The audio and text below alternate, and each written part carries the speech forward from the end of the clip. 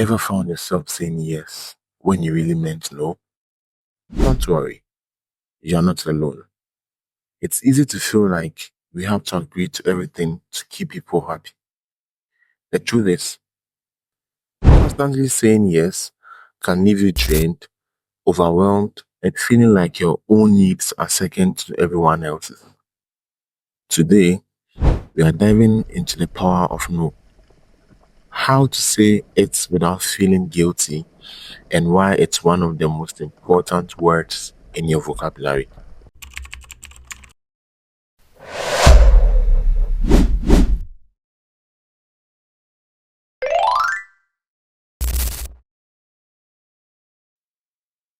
Why is it so hard to say no? Saying no is tough because we don't want to disappoint others, face conflicts, and come off as selfish. We are wired to seek approval, and in many cultures, we've been conditioned to be agreeable and helpful. But always saying yes means sacrificing your own time, energy, and sometimes even your well being. Consider this scenario. You've already had a long day, but a friend asks you to help them move at the last minute. You don't want to seem unhelpful, so you agree, even though you are exhausted. Now, not only are you physically tired, but you are also frustrated with yourself for not setting a boundary. Saying no is like pulling off a band-aid, awkward and uncomfortable at first, but we all know how good it feels when it's over. This brings us to the power of no. Saying no isn't about being mean or selfish. It's about setting boundaries and protecting your time, energy, and mental health. When you say no to others, you are saying yes to yourself. It allows you to focus on what truly matters and avoid spreading yourself too thin. Imagine you are juggling multiple projects at work and someone asks you to take on another task. By saying no, you are preserving your capacity to do your current tasks well instead of overwhelming yourself and delivering subpar work. Saying no is like giving yourself the gift of time, unless, of course, you use that extra time to scroll on TikTok. But hey, that's still a win. How to say no without feeling like a jerk in 3 simple steps. Step 1. Be clear and direct. When you say no, don't beat about the bush or give long explanations. A simple, direct answer is usually the best approach. You don't need to over explain or justify your decisions. Consider this example. You've been invited to a social event that you are not interested in. Instead of coming up with a long winded excuse, just be straightforward. Your no can be polite and respectful without leaving the door open for negotiation. You could say, "Thanks for thinking of me, but I won't be able to attend this time." Step 2. Offer an alternative when appropriate. If you genuinely want to help but can't in the way being asked, offer an alternative solution. This softens the no without compromising your boundaries. Consider this scenario. Your friend asks you to take care of their pet for a week, but you're already busy. You could offer to check on the pet for a day or suggest someone else who might be available. Or as a response to the previous scenario where your friend asked you to help him move last minute, a response could be, "I can't help you move this weekend, but I would be happy to lend you some packing supplies." Step 3. Stand firm when necessary. There would be some people who won't take your first no as a final answer. In these cases, stand firm and repeat your refusal if needed. Don't let guilt or pressure force you into a yes that you'll regret later. Consider this scenario. Someone at work keeps pushing you to take on extra responsibilities after you've said no. Hold your ground and don't let their persistence sway you into agreeing to something that adds unnecessary stress.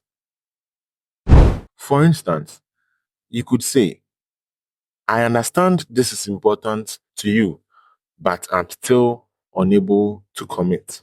It's like when you tell your pets you can't give them more treats, probably because they've already had enough or they haven't earned it. And they give you those sad puppy eyes. Stay strong and stand on your word. This brings us to some common misconceptions about saying no. Many people think saying no makes them a bad person, but in reality, it's a sign of respect for your own needs. Here are some common misconceptions about saying no. Misconception 1. If I say no, I'll hurt their feelings. In reality, people are more understanding than you think. And if someone takes your no personally, that's a reflection of their boundaries, not yours. Misconception 2. If I say no, they will stop asking me for help.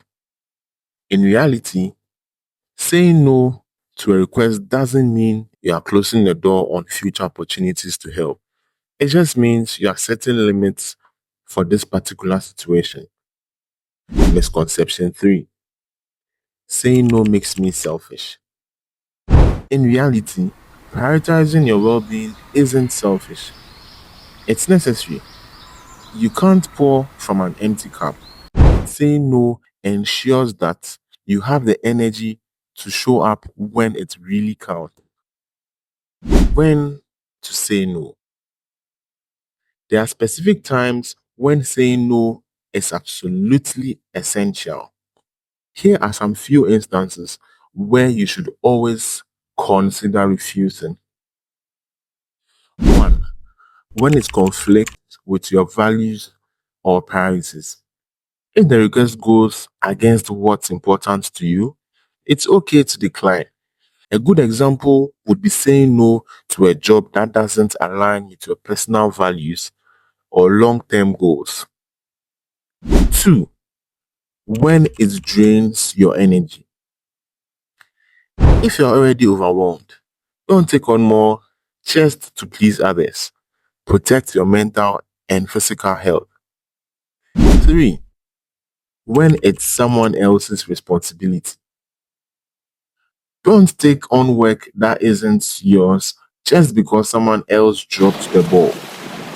It's important to hold people accountable for their own tasks.